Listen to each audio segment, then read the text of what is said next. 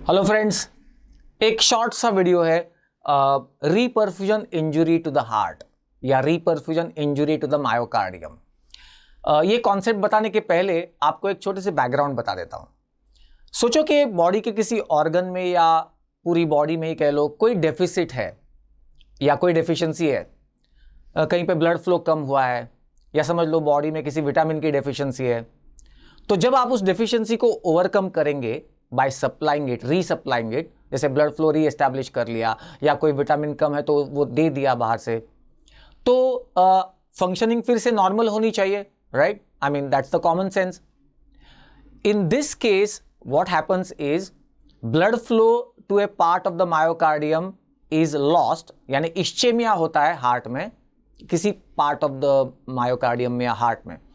और जब वो ब्लड फ्लो रिस्टोर होता है तो कुछ अच्छा होने की जगह पे further damage happens, damage gets exaggerated, accentuated, और इस कॉन्सेप्ट को कहा गया है रीपरफ्यूजन इंजरी।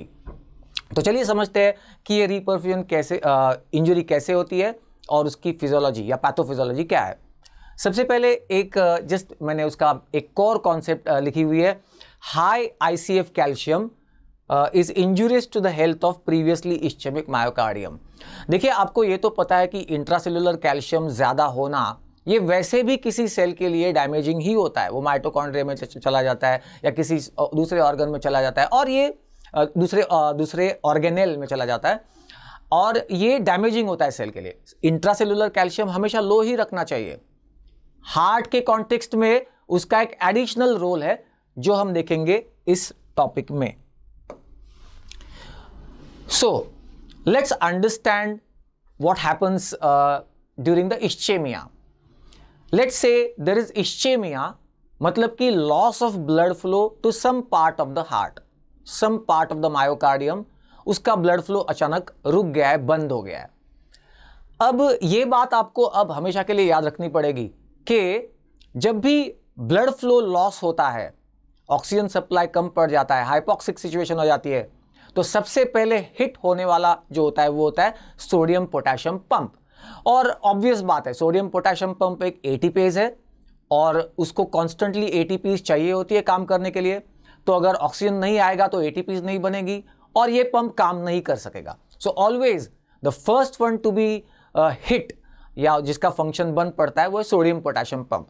और आपको यह भी जानना होगा कि सोडियम पोटेशियम पंप एक ऐसा प्राइमरी एक्टिव ट्रांसपोर्ट है कि सारे सेकेंडरी एक्टिव ट्रांसपोर्ट्स का फंक्शन भी क्रिटिकली सोडियम पोटेशियम पंप के ऊपर डिपेंड करता है। अगर सोडियम पोटेशियम पंप ने अपना काम बंद कर दिया तो सारे के सारे सेकेंडरी एक्टिव ट्रांसपोर्ट्स भी बंद पड़ जाते हैं। हार्ट के कॉन्टेक्स्ट में सेकेंडरी एक्टिव ट्रांसपोर्ट जो है उसकी जिसकी हम बात कर रहे हैं वो है NCX, सोडियम कैल्शियम एक्सचेंजर। तो चलिए समझते हैं कि ये कैसे होता है। लेट्स से ये एक पार्ट ऑफ द मायोकार्डियम है या मायोकार्डियल फाइबर है, उसके मेम्ब्रेन में सोडियम पोटेशियम पंप है। सोडियम पोटेशियम पंप का काम क्या? सोडियम को अंदर से बाहर फेंक देना। उसकी वजह से सोडियम का कॉन्सेंट्रेशन ग्रेडियंट बन जाता है फ्रॉम आउटसाइड टू इनसाइड। और अब ये जो NCX है, सोडियम कैल्शियम एक्सचेंजर, ये क्या करता है? सोडियम को बाहर से अंदर लेके आता है क्योंकि उसका कॉन्सेंट्रेशन ग्रेडियंट एस्टैब्लिश हो चुका है by the activity of sodium potassium pump. तो ये NCX, sodium calcium exchanger, sodium को बाहर से अंदर ले आएगा और कैल्शियम को अंदर से बाहर फेंक देगा। ये उसका नॉर्मल काम है। नॉर्मल सर्कमस्टांसेस में ये एक्टिविटी चल रही होती है। अब इमेजिन करें कि blood flow to a part of the heart, to some region in the heart, blood flow has been stopped.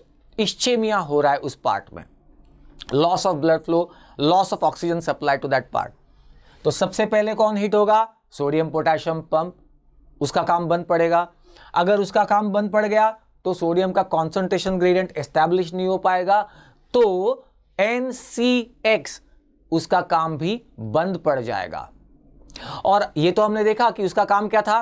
Calcium जो कि कॉन्ट्रैक्शन के लिए अंदर आया है उसको बाहर फेंक देना, ये इसका काम है।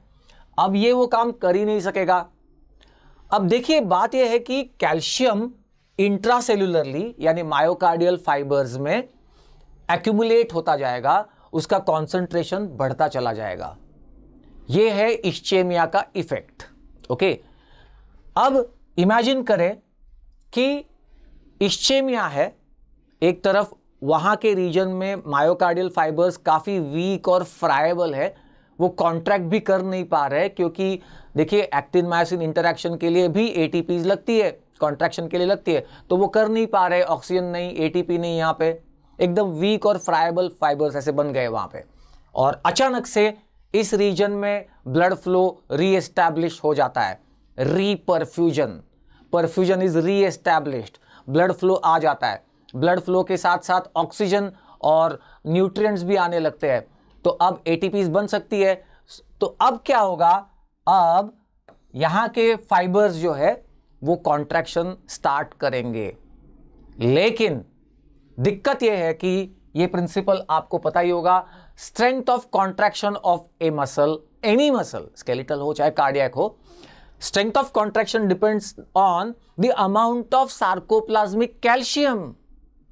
तो अब सिचुएशन ये है कि अब मसल फाइबर्स कॉन्ट्रैक्ट कर सकते हैं और ये पाते हैं कि सार्कोप्लाज्मिक कैल्शियम काफी ज्यादा है, इसका मतलब कि अब वो बहुत स्ट्रांगली कॉन्ट्रैक्ट करेंगे। और इमेजिन करो पोस्ट इश्चेमिक टाइम पीरियड में वो एकदम वीक बन गए थे, फ्राइबल बन गए थे, वो रीजन पूरा ऐसा वीक बन गया था, वेवी टाइप के फाइबर्स, और अब अचानक से स्ट्रांग कॉन्ट्रैक्शन होगा उस रीजन में। तो ये स्ट्रांग कॉन्ट्रैक्शन की वजह से ये जो फाइबर्स जो पहले से थोड़े से वीक थे वो डैमेज होंगे, उस रीजन में मायोकार्डियम के फाइबर्स जो है वो डैमेज होते चले जाएंगे। तो reestablishing the blood perfusion, blood flow वापस रीएस्टैब्लिश होने से कुछ अच्छा तो नहीं हुआ, उल्टा और डैमेज एग्जैजरेट हुआ। और यही कारण है कि इश्चेमिक मतलब जब मायोकार्डियल इश्चेमिया स्टार्ट होता है तो एक गोल्डन आवर होता है, उसमें मतलब ट्रीटमेंट दिया तो काफ़ी part of the myocardium can be saved, otherwise बहुत सी ऐसी चीज़ें डैमेज को आगे आगे आगे और एग्जैजरेट कर देती है। तो ये रीज़न है, high intracellular fluid calcium is at the core of this concept of reperfusion injury to the myocardium. और फिर क्योंकि ब्लड फ्लो आया है तो ऑक्सीजन भी आया, तो वहां पे रिएक्टिव ऑक्सीजन स्पीसीज बनना शुरू होती है और उनकी वजह से ये डैमेज और एग्जैजरेट होता है और एक्सेंचुएट होता है। तो याद रखना, reperfusion injury to the myocardium, damage is caused primarily by high ICF calcium and that damage is further exaggerated by the reactive oxygen species। तो कोई भी चीज़ अगर डेफिशिएंट है और उसको आप ओवरकम करते हो, डेफिशिएंसी को सप्लाई कर देते हो उस चीज़ को, तो अच्छा ही होगा, ऐसा ज़रूरी नहीं, कभी कभी डैमेज और ज़्यादा बढ़ भी सकता है। ये उसका क्लासिक एग्जाम्पल है।